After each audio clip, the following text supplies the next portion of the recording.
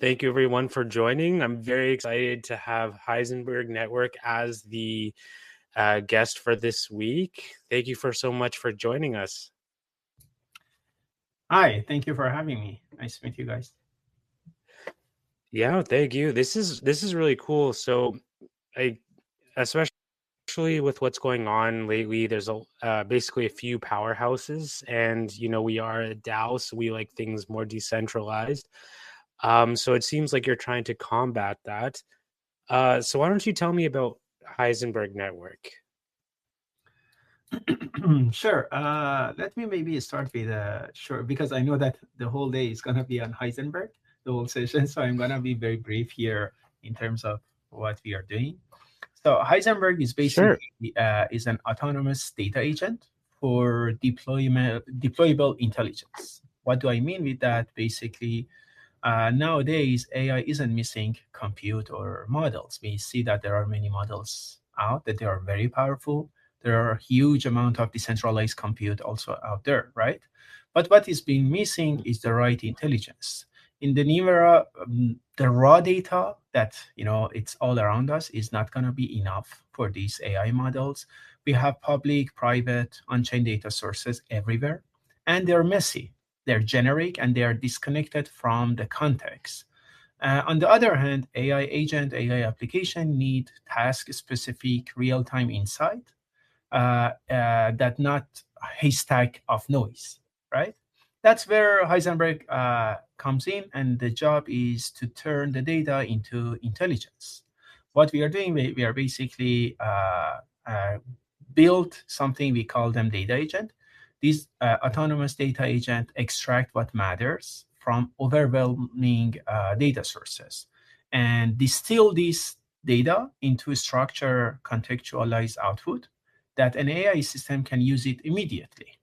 And each of these agents, that's the kind of interesting part, is that they have their own compute. They require zero infra setup, and they can be built or configured by just few clicks. That's I can also maybe give you one example. For example, everyday creator, they integrate the intelligence into their AI agents without writing a single line of pipeline codes, which is kind of to me, dreams come true, because building these pipelines to generate what matters most for your AI model, it's cumbersome, it's costly, and it takes time. That's really cool. So, what are the key benefits to like a decentralized network versus the centralized ones that already exist? Well, depends on from what kind of angle we're looking at this. So, from the business perspective, the whole Heisenberg started as a research beginning at the University of Waterloo, where I'm an adjunct professor. And over there, we were trying to see that, okay, how decentralization can benefit AI, right? So this particular use case, this particular research direction that we've been working, the decentralization help a lot to businesses to reduce the cost of executing these pipelines by 70% compared to centralized one. We show that in our study that compared to Amazon Amazon AWS, Heisenberg Compute Network can reduce the cost by 70%, which to me for businesses is very interesting. If we look at the kind of decentralization from the community angle, I think the most important value here is the monetization. So there are, from the hardware level, there are a lot of idle CPUs all around the world that you can actually now bring them into some value. So we're going to use them. You're going to get reward based on usage that we have from your CPUs. And that's kind of, that's a benefit of the decentralization for end users or compute providers. On the other angle is that this data agent down the road can be developed by any developers. So for example, I don't know, you're a developer, you feel like, okay, you know what? One of the intelligence that many AI agent needs is the signal of trading from Ethereum data from ERC20. Then you build this one and you monetize your data agents, and whoever using this, you get rewarded. So there are kind of different angles that decentralization brings a lot of benefits to this part of AI, which is building this intelligence. Does that make sense here? Yeah, this is all very interesting. Like, because I'm learning a lot more about this stuff, and there's great ways to potentially for everyone to make money involved in this. And so, like, you mentioned some agents.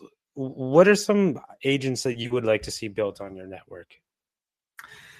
Oh, that's to be honest, that's kind of a question that the community can answer better than me, because this agent's job is to provide the intelligence, right? So, for example, for on-chain data, there are different data agents you can build on different chains, right? But the question is that where the demand is. And at the moment, some of the data agents that I believe that they are very demanding, and many AI builders really wants to have them, is mainly on the social media contents. For example, someone can come to Heisenberg and use our SDK to create a data agent focusing on, let's say, KOLs on social media. And then once they create it, these KOLs are not necessarily on crypto or entertainment. You can have let's say, a data agent on top 100 data KOLs in Twitter or X, sorry. And then since it's demanding, different AI builders will come and build different instances. For example, someone comes and build an instance to get the insights from the crypto KOL. Maybe someone else come and create another instance from your data agents for focusing on politics topic, regardless of if the KOL is in crypto or is in, I don't know, entertainment, right? So these kind of agents are, to me, are very interesting to be built. We are building some of them in house these days, as we have not yet released our developer kits. But if there are any developers in the space who is interested in to build data agent, we have an elite developer list that we are onboarding, and you can just go to our website, join the waitlist, and we definitely be in touch with you and onboard you to actually start developing the early data agents that you feel are demanding for any AI business, regardless Web 2 or Web 3. Sorry, do you mind repeating that last 10 seconds? I cut out, so I didn't quite get that. Of course. I was saying that, we have an elite developer list, which basically whoever is a developer and believe that there is a demand for a particular data agent by the community or by AI builders, they can join our waitlist, and we give them the kind of early access to develop a data agent. And whoever use that data agent in the business, in the kind of in AI world, then they can monetize it. But we will open the developer kit and development environment in a couple of months to everyone to be able to create the data agents. But yeah, that's kind of what I was saying at the last 10 seconds. Awesome. So that kind of like segues perfectly into my next question. And it also partially answers it, but what other support could you offer for those looking to build on Heisenberg Network? So the building at Heisenberg are in two different ways. One way is building a data agent. The other one is building an instance of a data agent. What do I mean with that? For example, let's say you are kind of interested in building a completely new data agent that focus on, let's say, news data, right? We have an SDK. We have kind of a very descriptive SDK with a low-code implementation that you can connect. You can create a data agent and connect it to a vast amount of raw data. Then you can do kind of define the processing steps that you want to do to extract the intelligence from the data, and then you can submit that data agent to our launchpad. And for that one, the SDK is one of the kind of best supports that we can provide for developers. And once you launch that data agent, it goes to the next steps that there are people or there are builders who wants to use these AI agents. For those, for example, let's say there is a data agent on the news, but this data agent is not completely or directly being useful for all the AI tasks. For example, if there is an AI agent who's doing, I don't know, trading, needs different signals from the news data agent compared to another AI product that, I don't know, works on narrator of a sport, right? All of them, they need news, but they need different angles of the news. For that one, the classic way was that, okay, you know what? If you're an AI builder, you need to do the coding yourself. So what we are providing now to any AI builder out there, they can actually create an instance of this pre-built data agent with zero coding. So they come and they said that, okay, you know what, this data agent on the news, I like it, but I want it to be customized and give me a personalized intelligence with respect to my need. So you can literally give us a text that shows your requirement for that data agent. And our platforms actually build a customized version of that data agent for you with no code. And you don't even need to set up any infrastructure. You just press click, you give your needs, you press click, and you ship the API to feed you what you need for your own task.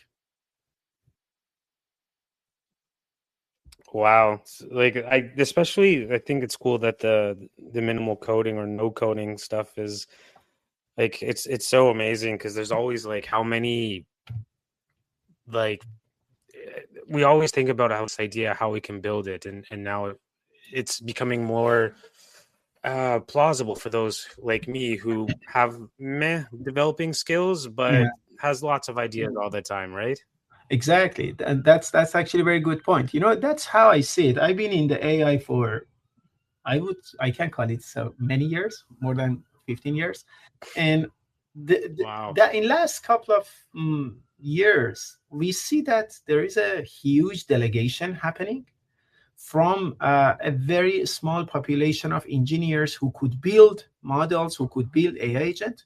Now, many different platforms, they enable any person to build an AI agent, right? So for example, let's say look at even Web 2 world. So data, you can create an AI agent using OpenAI now, right? Or in Web 3, using virtual, you can create an AI agent. So you don't need any coding, or as you said, meh coding would be enough, right? But what happened, many of these parts stuck in the chatbot status because when it comes to building the data pipelines, you stuck there. You need a huge expertise in the development, I don't know, in Python or other languages to process your data, clean it, and contextualize it. So that's exactly what we are trying to do. We are trying to get rid of this heavy coding implementation in the data pipelines development to make everything's kind of non-tech savvy available. So everyone not only can create AI agent, not only can collect the data, they can also process the data and feed it to their AI agent. Wow. I mean, I have to admit, some of that went over my head, but a lot did not. And I'm very proud of myself for that part, for the part that's not. I'm happy to hear that. Kaz, Yeah. Kaz is here, one of our developers at Toronto DAO. He probably is understanding it a bit more than me. Yeah. So, Yeah. So a bit of background before we get into the next bit. I used to mine crypto, GPU Mhm. specifically, though I've dabbled in CPU mining as well. Like when Monero made the switch over. For those that Yeah. don't know, Monero is CPU mineable only. They wanted it to be GPU mineable, but and make it ASIC resistance, but they weren't able to that unless they switched to CPU. So for what I understand is you're renting out your CPU. You can rent out your CPU to earn rewards. How does that work? With respect, is That's that actually similar to? crypto mining or? That's a very good question. To be honest, I never mined crypto using any devices, but I can give you a bit of background that why this CPU, what this CPU compute means here. So when it comes to AI, I'm sure that if you ask every person that what compute do you need for AI, they tell you GPU, right? That's kind of the dominant market because everyone thinking of AI for the training of a model and using a model, right? So which is called inference. But when you look at the whole AI life cycle, there is a huge portion. It's been shown that statistically 60 to 70% of the time in any AI project spends on the data processing and data engineering, okay, and data preparation. And the whole data engineering and data preparation doesn't need necessarily GPU. GPU is really good for parallel processing that we need for training. I don't want to get too technical here, but generally speaking, for data processing, you don't need that kind of power. And when did I found that? I was actually doing some, my research at university is a lot on the data management. And I was using Google Colab. And when you are using Google Colab for your coding, it has a kind of, it assumed that since you have a subscribed version, they allocate some TPU, which is equivalent kind of to GPU, to you that you can use it. But then Google Colab started notifying me that, hey, you don't use TPU. Your job can be done by CPU. And I'm like, oh, interesting. So data processing does not necessarily need GPU. So that's actually the part that we looked into in more details to see that how the data processing works. Data processing is very sequential, and that can be done a lot with the CPUs. So you can parallelize it, but you don't need a heavy compute like the part that you need for GPU. And that's where CPU can be very handy. On the other hand, if I ask you that how many laptops do you have in house, or ask anyone, you'll find that there are many people has computers that with a very powerful CPU that they don't use it 24/7 and they just left it on the side, right? But imagine now this CPU can get into the AI life cycle. So we use it such that they can kind of, contribute in the computations that we need for AI. Okay, so this is some kind of similar to what you mentioned that the CPU miners. But in the mining, again, as I know based on my knowledge, you need a lot of parallel processing. That's why GPU sometimes becomes very practical. But when it comes to the data processing and streaming the data from one place to another, CPU can do the job. And definitely here, CPU is a dominant compute.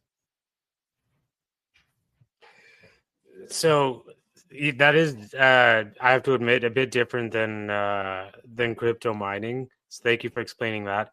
But I guess from a practical perspective, like, I mean, it's been a while, so maybe things have changed. But when I mined it, you had to like run a program, and it wasn't very user friendly. Mhm. Will you be having some sort of like interface where I could just press a button that said run, or something similar to that? That's actually a very good question. We are in the game of taking the burden of the legwork from users' shoulder. So basically, the same as that we are trying to make the building and running data agent non-tech savvy.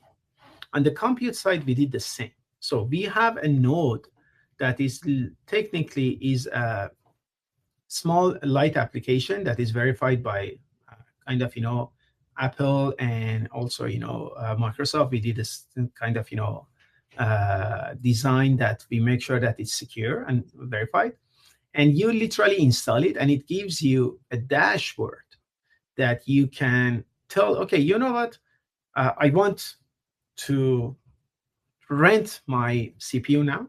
So you just turn it on, and whenever you don't want to use it, you just turn it off. And one thing that this kind of node node app is doing is basically make sure that it's not going to use your whole CPU, because we don't want to interrupt any daily usage of a computer. So we use around 15% to 20%, which is usually free on many computers for the sake of our computation. But from your side, you see that what tasks are being executed on your side, but you don't need to do any deep configurations or anything, just a matter of turn on and turn off. And maybe down the road, you tell that, okay, up to this amount of my CPU you are allowed to use for your compute. Okay, that's good to know, because I want a simple click interface, and I feel like a lot of people would too. So again, I'm going to go back to the crypto mining analogy. This crypto mining used a lot of electricity. It also made whatever room had an outboard motor just running. It was very loud.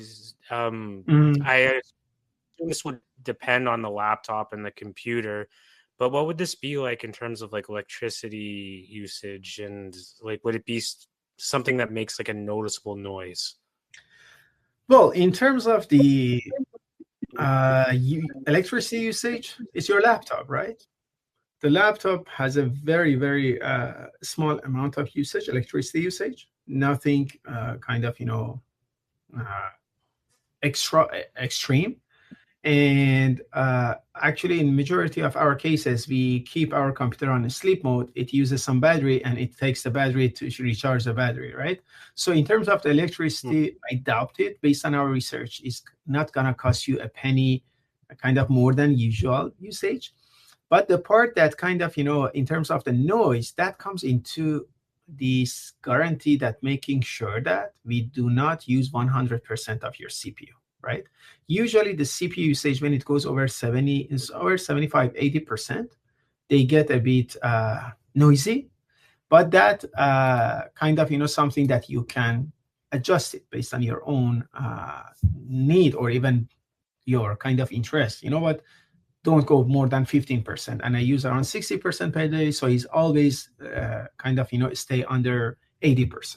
But I've seen that in many cases, even 90% wouldn't do a lot, because we are not going to use the full RAM as well.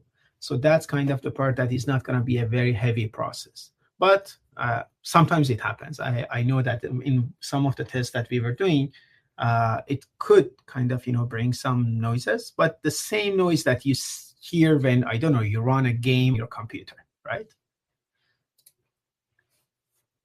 Yeah, that's good. That's good to know. I mean, yeah, you're right. You use a game computer. I don't do much gaming on my computer, but when I do, it does kind of make some noise, but not compared to crypto mining, where it was just even if I did CPU mining, it's and it's oh god, that can't be good.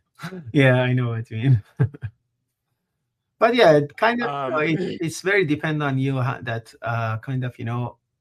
how liberal you want you rent your CPU, and you can control that. That's something that we want to leave it to your hand as a community member to decide that how much you want to how heavy you want your CPU being leveraged by the compute.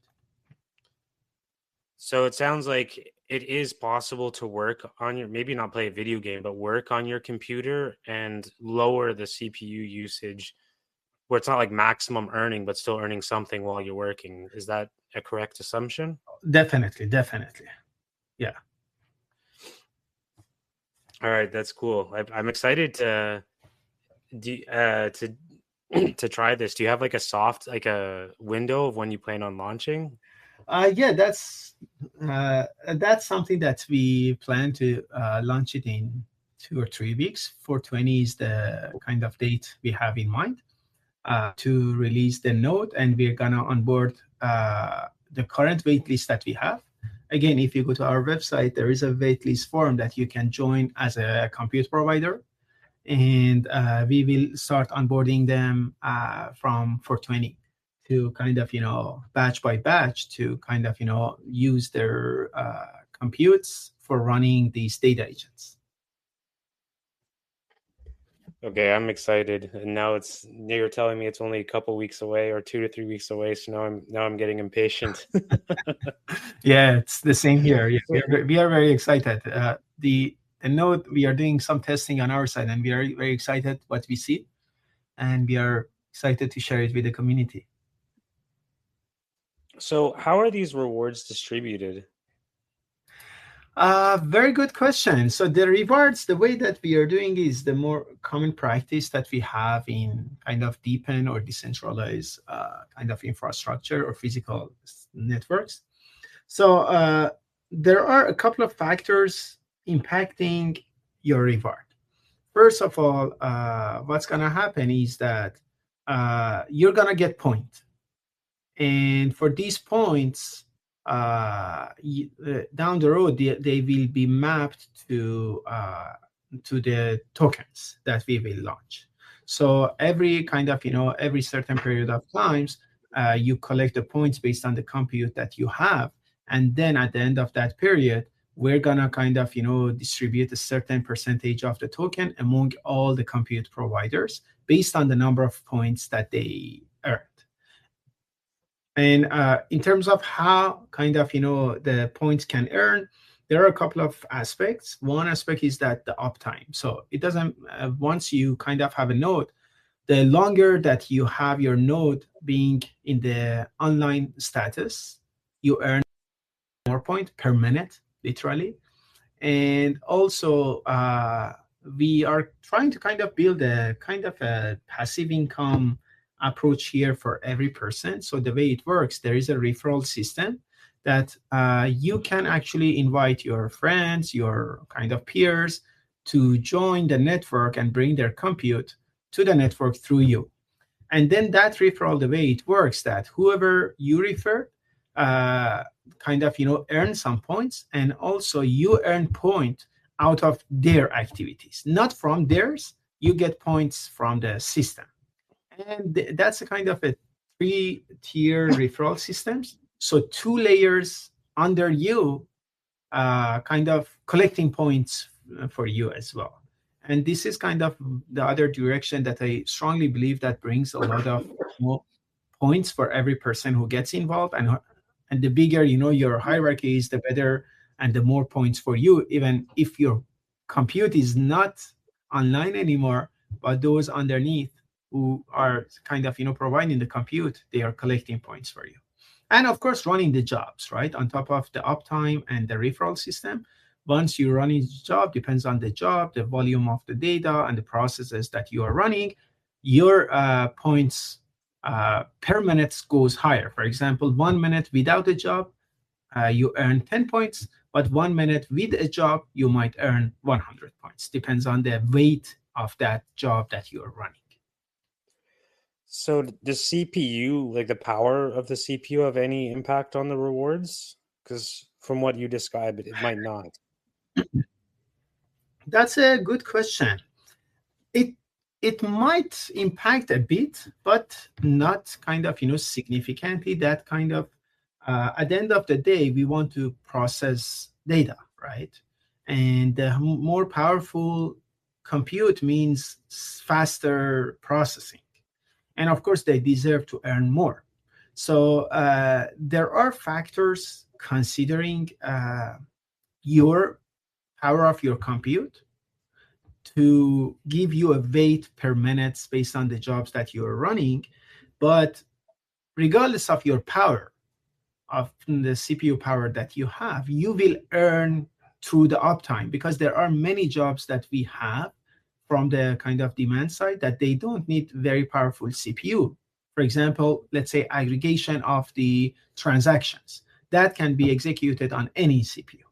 And for these kind of tasks, you will earn, but obviously, to be fair to any compute provider, those who are more powerful, they earn extra. Let's put it in this way. So everyone earning through the referral, through the kind of uptimes, but the ones who are faster might earn more based on the jobs that they processed. So is there no minimum requirements? No, actually, that's the beauty of it. as long as there is a CPU well, we haven't tried very old CPU like 5 years ago, 10 years ago CPU, but for 4 or 5 years ago CPUs and so on, kind of after that, they're all eligible. As I said, there are many tasks that used to be executed on very kind of old CPU as well, and they can still part of the demand. For example, let's say for ERC20, right? One of the simple factor is we want to calculate the average of volume in last 3 hours per token. I'm sure that every single CPU can run this operation, right? It's just a matter of volume of data we pass to that CPU. And that's kind of, part that Heisenberg is taking care of to make sure that the CPU can afford the compute. But to me, there is no minimum at the moment. That's really cool because like CPUs, they range in all kinds of power. Like you can get one for $50 and you can get one for $1,000, right? Exactly. So even the little guy can participate. Yeah, that's exactly how we see it. And we are trying kind of, to be very fair to any computes so we can get the most out of these idle resources. And there are jobs in data processing for any computes. That's kind of what we believe and what kind of, what we are doing. At the moment, there is a huge focus that, okay, you know what, if there is no GPU, there is no AI. And I agree at some level with that. But given that now the model is getting lighter and lighter, CPU is getting more and more attractive because, well, they're much cheaper, right? And if you can run the right task with the right process on them, right compute process on these computes, you can actually get what you're looking for. Yeah, you're getting me more and more excited. That's all I can say.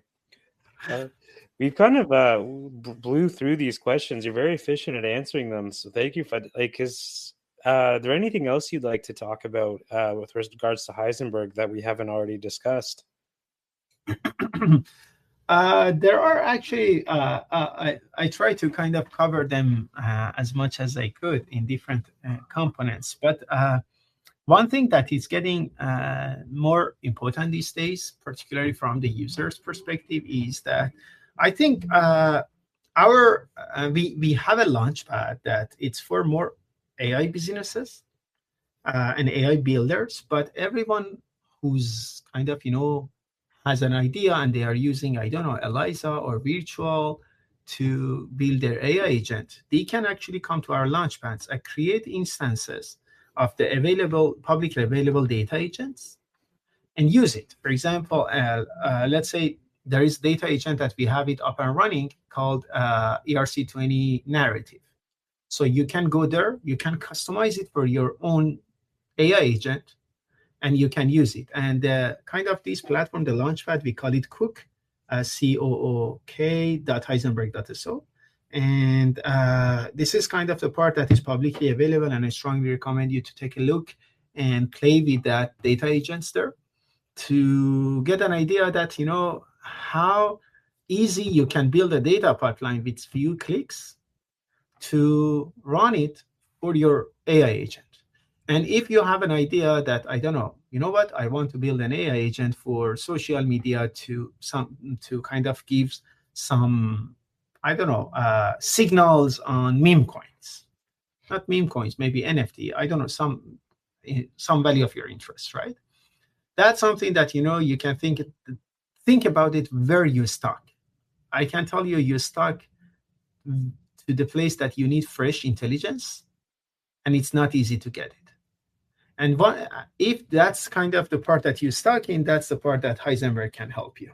And I would be happy to kind of, chat with any of you if kind of, okay, you know what, this is a data agent. I believe it's very demanding. I can use it, but I know many people also need it. Then we can actually do kind of some collaboration, build a data agent and release it publicly, and then see that how useful it is. So Cook.Heisenberg.so is something that I wanted to bring it up. It's very related to building those instances of data agents, but it could be a good kind of edging point of Heisenberg to understand exactly what Heisenberg offers to builders.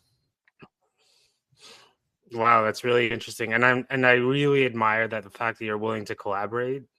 We think collaboration is the key to here in Toronto DAO. We're trying to keep the tech community here in Toronto. That is our mission statement, and so I applaud you for.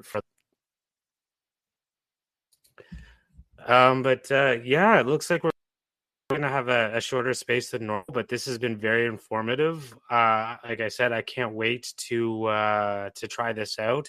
I encourage everyone who's listening now and later in the recording to go out, and it's on the wait list. I have already signed up myself.